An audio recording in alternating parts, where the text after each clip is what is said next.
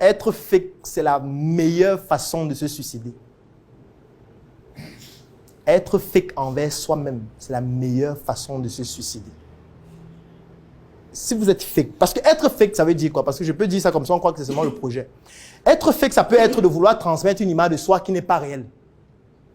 On veut faire comprendre aux autres qu'on a un niveau plus élevé, on s'habille toujours très bien, on a toujours telle chose, telle chose, telle chose. Donc du coup, ça va nous contraindre à faire des choses qui sont parfois au-delà même de notre réalité. Tu vas voir un de tes amis, gars, s'il te plaît, ta chaussure là, je peux avoir ça demain, je veux faire quelque chose avec. Est-ce que ta robe là, tu as encore ça? J'ai un truc là que je vais essayer là.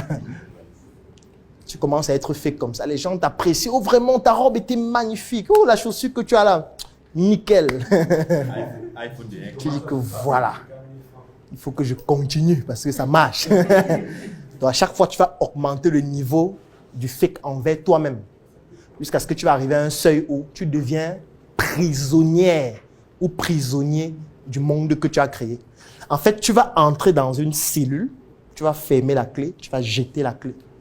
Et tu vas devenir prisonnière et ceux qui t'acclament sont dehors. Ils te regardent dans la prison. Quand tu fais des simagrées dans la prison, ils disent « Ah, bravo! Tu es vraiment magnifique! Ouf, non, tu es quelqu'un de spécial. » Mais eux, ils sont dehors. Eux, ils vivent leur vie normalement. Toi, quand tu veux sortir, tu te rappelles que tu as jeté la clé. Donc, tu dois rester dans la prison. Moi, je ne veux pas faire de ma vie celle d'un prisonnier. Non. Moi, j'aime être libre de mes pensées, de mes actions, de tout ce que je fais. C'est ça qui me permet d'être facilement discipliné. Parce qu'en fait, je fais ce que je suis. Parce que si je te dis aujourd'hui, commence à faire les vidéos chaque jour, est-ce que faire les vidéos vraiment, c'est ce que tu es? C'est la question que tu dois te poser. Et il faut que tu fasses ce diagnostic-là. Si après le diagnostic, tu te rends compte que faire les vidéos, ce n'est pas ce que tu es, il faut que tu trouves une autre manière d'exprimer ce que tu es sans nécessairement faire les vidéos. Ça peut être en allant au marché, en vendant directement. Ça peut être ça, ce que tu es. Peut-être tu auras plus de résultats. Ça peut être en faisant des vidéos sans qu'on ne voit ton visage. Ça peut être un choix. Ça peut être en te créant un personnage qui fait qu'on ne sait pas exactement qui tu es. Il y a quelqu'un qui le fait magnifiquement en ligne, il s'appelle Kamga Kotopi, que vous devez forcément connaître. Est-ce que vous connaissez Kamga Kotopi? Est-ce que vous le connaissez physiquement? Vous ne connaissez pas. C'est un choix. C'est un choix. Et vous devez pouvoir faire le choix là vous-même. Ce n'est pas parce que Claudel fait les vidéos chaque jour, vous devez dire non. C'est peut-être les vidéos là qui marchent. Je dois aussi faire les vidéos. Est-ce que vous savez qu'une vidéo a une énergie? Quand vous faites une vidéo, la vidéo transmet une énergie. Pour transmettre cette énergie dans la vidéo, il faut vibrer vous-même vis-à-vis de ce que vous dites. Il y a parfois certaines personnes qui expliquent des choses dans les vidéos, mais ça se voit tellement qu'il n'y croit pas lui-même, ou qu'elle n'y croit pas elle-même, que c'est flagrant. Et quelqu'un explique quelque chose dans la vidéo, ce qu'il dit est pertinent, hein? Mais tu te rends compte que lui-même, il n'y croit pas. Et du coup, l'impact n'est pas le même. Mais sauf que pour y croire toi-même, il faudrait que profondément, tu te dises que c'est ça que je dois faire. Voilà comment je dois le faire. Dès que tu as fini cette étape, la discipline va devenir j'ai envie de dire quoi? Un acquis.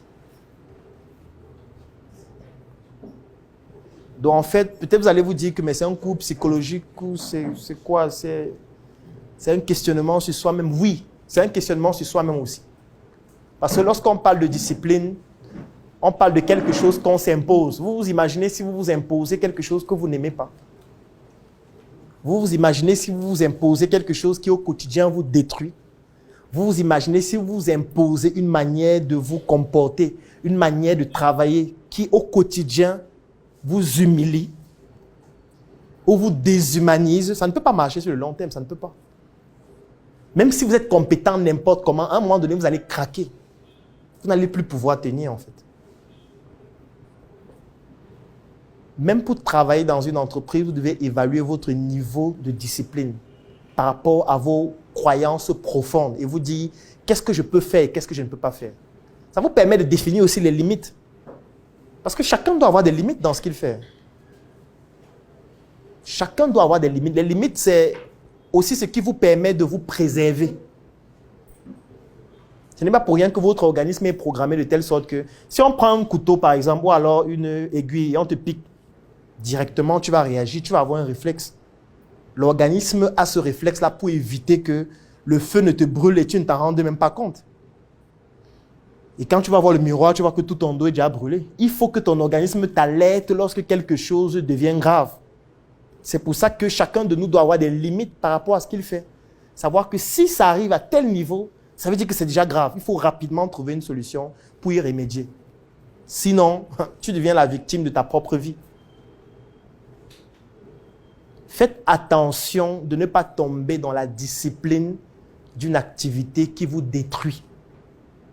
Il faut faire attention. Ne tombez pas dans le piège de la personne qui va se dire « Désormais, voici ce que je dois faire », alors que l'objectif pour lequel vous le faites, c'est un objectif qui au quotidien est en train de vous détruire. Je prends peut-être l'exemple, vous pouvez avoir pour objectif de vous marier. Au quotidien, vous posez des actions avec beaucoup de discipline pour vous marier. Mais il faut d'abord profondément, de manière ancrée, savoir pourquoi vous voulez vous marier. Qu'est-ce que vous recherchez grâce à ce mariage? Et quel est le profil du style de personne avec qui vous pouvez être? Et quelles sont les limites à contrôler, même si on est déjà ensemble, qui pourraient permettre que soit on arrête, soit on continue. Parce que si vous travestissez tout ça, vous dites juste qu'il veut me marier.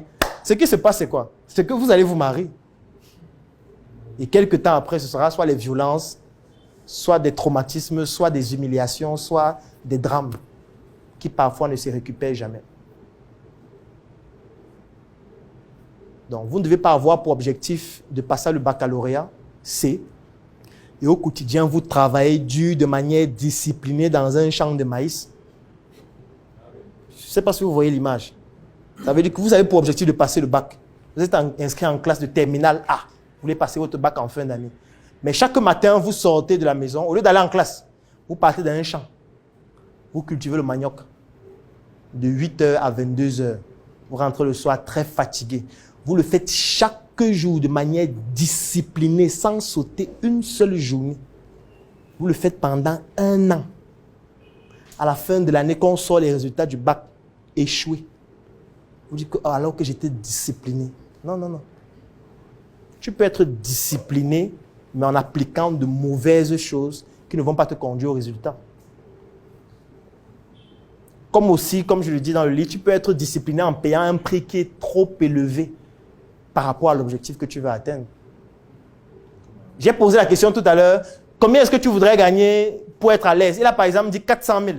Je prends un exemple. Si quelqu'un dit je te sodomie et te donne 400 000 chaque mois, parce que c'est un prix à payer trop fort, non? Parce qu'il faut tout réfléchir. Est-ce que le prix que je dois payer ici, c'est à la hauteur de l'objectif que je vais atteindre? Est-ce que pour gagner 400 000 chaque mois, j'accepterais de faire ça? C'est pour ça que je dis qu'il faut avoir des limites. Parce qu'il y a des gens qui acceptent. Attention. Ce n'est pas pour rien qu'ils posent cette question. Il y a des gens qui le font même gratuitement. En fait, il y a des gens qui aiment ça. Donc, il fait même ça, il ne veut même pas l'argent. Il veut seulement qu'on fasse. Donc, chacun doit avoir ses limites. Que voici ce que je peux faire. Voici ce que je ne peux pas faire. Et même les limites évoluent. Ça veut dire que ce que je ne pouvais pas faire il y a 5 ans, aujourd'hui, il y a 5 ans plus tard, je suis capable de faire désormais ça parce que j'ai plus d'expérience, parce que j'ai déjà eu à être passé par un certain nombre de choses. C'est un travail purement personnel. Faites ce travail. Ne fuyez pas ces questions. J'offre 3 mois d'accompagnement sur mesure gratuitement à tous les membres de la Startup Academy. La Startup Academy, c'est cette initiative qui a vu le jour en 2016 et qui est basée sur un trépied que nous appelons le trépied idéologique, qui comporte la sensibilisation en ce qui concerne l'entrepreneuriat, la formation sur tous les métiers et les secteurs d'activité qui tournent autour des opportunités d'affaires et enfin l'investissement dans des projets. Que vous soyez un débutant, un étudiant, un entrepreneur ou alors toute personne qui est intéressée par les affaires, durant cet accompagnement qui va durer 3 mois et qui est entièrement gratuit, vous allez bénéficier de notre retour d'expérience, de notre visibilité et surtout de nos stratégies qui vont permettre à votre projet de pouvoir décoller. Je vais laisser un lien dans la description de cette vidéo et en commentaire. Vous cliquez dessus, vous remplissez le formulaire pour pouvoir bénéficier en exclusivité de cet accompagnement gratuit sur mesure par rapport à votre activité qui va durer 3 mois. Rendez-vous à la Startup Academy.